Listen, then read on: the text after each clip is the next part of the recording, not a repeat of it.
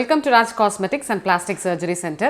Basically, பாத்தீங்கன்னா breast augmentation பத்தி நம்ம நிறைய வீடியோஸ் பண்ணிருக்கோம். ஆனா இன்னைக்கு பாத்தீங்கன்னா ஒரு சில முக்கியமான கேள்விகள் நிறைய viewers எங்க கிட்ட கேட்டிருந்தாங்க.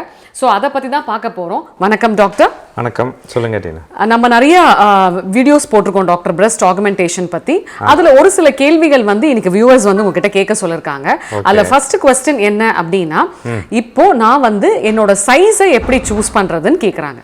இல்லை அது வந்து ஒரு இம்பார்ட்டண்ட்டான ஒரு பாயிண்ட், இம்பார்ட்டண்ட்டான கன்சிடரேஷன் டு பி டேக்கன். நிறைய பேர் வந்து சில எக்ஸ்பெக்டேஷன்ஸ் எனக்கு ரொம்ப பெரிய சைஸ் வேணும் அப்படின்னு சொல்லி கேட்பாங்க. பட் ஐடியலாக பார்த்தீங்கன்னா அது வந்து பேஷண்ட்டோடையும் நாங்கள் டிஸ்கஸ் பண்ணுவோம். இன் அடிஷன் டு தட் எங்களோட சஜஷன்ஸையும் கொடுப்போம்.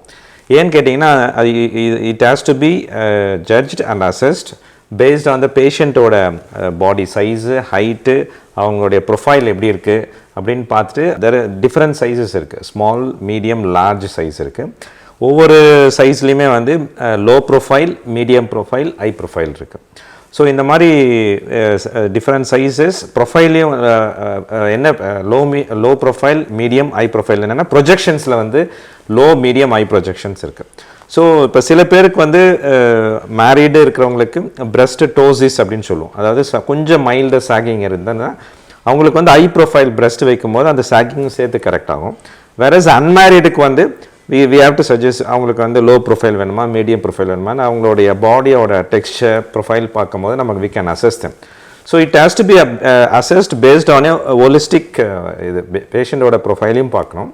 இன் அடிஷன் டு தட் அவங்களோட எக்ஸ்பெக்டேஷன்ஸ் அதையும் வச்சு கம்பேர் பண்ணும்போது அவங்களுக்கு எது பெஸ்ட்டு நம்ம வந்து சஜஷன்ஸ் கொடுக்கும்போது அதிலேருந்து அவங்க செலக்ட் பண்ணாங்கன்னா it will be better.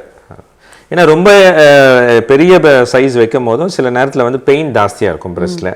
So அது டிஸ்கம்ஃபர்ட் வந்து நிறைய ப்ரொடியூஸ் பண்ணும். அது கண்டினியூஸாக இருக்கும். ஸோ நம்ம அவங்களுக்கு அது வைக்கிறதுனாலே வந்து பெயினும் இருக்கக்கூடாது, அதே சமயத்தில் கம்ஃபர்ட்டாகவும் இருக்கணும். So it has to be assessed. இந்த எல்லா ஃபேக்டர்ஸையும் கன்சிடர் பண்ணி நம்ம அசஸ் பண்ணுறது பெட்டர். இப்போ ஒரு பேஷண்ட் வந்து ட்ரீட்மெண்ட்டுக்கு வராங்க ஃபார் ஆகுமெண்டேஷன் அப்படின்னா அவங்க எவ்வளோ நாள் அட்மிட் ஆனோ அவங்களுக்கு அந்த ரெக்கவரி பீரியட் எவ்வளோ? இல்லை, யூஸ்வலாக பிரஸ்ட் ஆக்மெண்டேஷன் ப்ரொசீஜர் வந்து டே கேர் ப்ரொசீஜராக தான் பண்ணுறோம். இப்போ ஏர்லி மார்னிங் வராங்க, எம்டி ஸ்டொமக்கில் வர சொல்லுவோம். 12 o'clock நைட்டு மிட்-நைட் 12 o'clockலேருந்து எதுவும் தண்ணி சாப்பிடாமல் வர சொன்னாங்கன்னா மார்னிங் ஒரு 8 o'clock நம்ம பண்ணுறோன்னா ஒரு ப்ராபப்ளி ஒரு 4 hours 5 hours அவங்க ரெக்கவர் ஆகிடுவாங்க. ஸோ ரெக்கவராகிட்டால் ஈவினிங்கே அவங்க டிஸ்சார்ஜ் பண்ணுற மாதிரி இருக்கும். இந்த சர்ஜரி பண்ண பிறகு ஒரு யூஸ்வலாக பெயின் கிடையாது, அது ஒரு டைட்னஸ்ன்னு சொல்லுவோம். அந்த சைஸ் ஏன்னா ஒரு எக்ஸ்ட்ராவாக ஒரு என்லார்ஜ் ஆனதுனால அது ஒரு டைட்னஸ் இருக்கும், அந்த டிஸ்கம்ஃபர்ட் இருக்கும். அந்த டிஸ்கம்ஃபர்ட் மட்டும் ஒரு 2-3 days டெஃபினட்டாக தே வில் ஃபீல் இட். அதுக்கப்புறம் தே வில் அது போயிடாதுன்னு அர்த்தம் கிடையாது, தே will become accustomed to that. So அதனால் அந்த டிஸ்கம்ஃபர்ட் மட்டும் ஒரு 3 days to 4 days இருக்கலாம். அதுக்கு நம்ம யூஸ்வலாக வந்து இன்ஃபெக்ஷன் ஆகாமல் இருக்கிறதுக்காக ஒரு ஆன்டிபயோட்டிக்ஸ், பெயின் கில்லர் அதுவும் கொடுப்போம். ஸோ ஆவரேஜாக ஒரு 3 days to 5 days அவங்க மெடிசின்ஸ் எடுக்கிற மாதிரி இருக்கும். அதுக்கப்புறம் they will become normal and they will be carrying out அவங்களுடைய ரொட்டீன் ஆக்டிவிட்டீஸை வந்து கேரி அவுட் பண்ண முடியும்.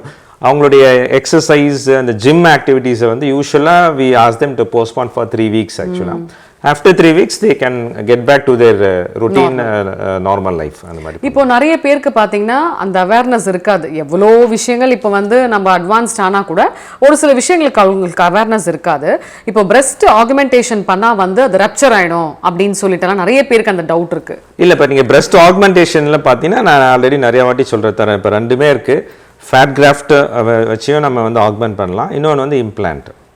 இம்ப்ளான்ட்டில் வந்து 2 வெரைட்டி இருக்குது. ஒன்று வந்து சலைன் இம்ப்ளான்ட் இருக்குது, இன்னொன்று வந்து சிலிக்கான் இம்ப்ளான்ட் இருக்குது. ஷேப் வைஸ்லேயே வந்து ரவுண்ட் ஷேப் இம்ப்ளான்ட் இருக்குது, அனட்டாமிக்கல் ஷேப்டு அப்படின்னா பிரஸ்ட் ஷேப்லேயே வந்து ஒரு இம்ப்ளான்ட் இருக்குது, அது வந்து கர்வ் இருக்கும் மேலே. ஸோ அதனால் டிஃப்ரெண்ட் காமனாக நம்ம வைக்கிறது வந்து சிலிக்கான் இம்ப்ளான்ட்டு தான் ப்ரிஃபர் பண்ணுறோம். ரவுண்ட் ஷேப்டு இம்ப்ளான்ட் ப்ரிஃபர் பண்ணுறோம். அதில் என்ன அட்வான்டேஜ்னு கேட்டிங்கன்னா அப்பர் போல் ஃபுல்னஸ் இருக்கும். Everybody likes that upper pole fullness. அதாவது பிரஸ்டோட மேல் அது வந்து கொஞ்சம் ஃபில் ஆன மாதிரி இருக்கும். ஸோ அது வந்து எல்லாருக்கும் இதுனால அது வந்து அதுதான் காமனாக டன் ப்ரொசீஜர்.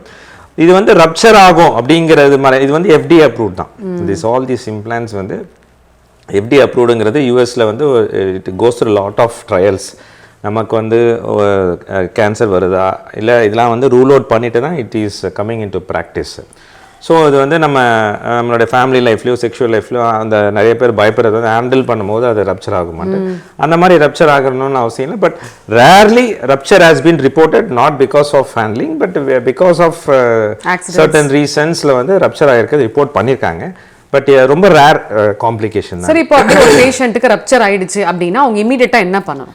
இல்லை, ரப்சர் ஆயிடுச்சுன்னா better we have to remove the implant. Remove பண்ணி உடனே ரீப்ளேஸும் பண்ணலாம். அது வந்து அதை சுற்றி ஒரு கேப்சூல் மாதிரி ஃபார்ம் ஆகிருக்கும். அந்த கேப்சூலையும் சேர்த்து எடுத்துட்டு வி கேன் புட் அதோட பெரிய இம்ப்ளான்ட்டோ இல்லை அதே சைஸ் இம்ப்ளான்ட்டோ வி கேன் ரீப்ளேஸ் தம். அது பண்ண முடியும். What about breast feeding doctor? இது வந்து இந்த இம்ப்ளான்ட் வந்து எய்தர் பிரஸ்ட்டுக்கு கீழே வைப்போம், அதாவது சப்கிளாண்டுலர்னு சொல்லுவோம், இல்லை மசிலுக்கு கீழே வைப்போம், அது வந்து சப் மஸ்குலர்னு சொல்லுவோம். இப்போ டியூவல் பிளேனுங்கிறோம், பாதி வந்து கிளாண்டுக்கு கீழே பாதி மசிலுக்கு கீழே வைக்கிறோம்.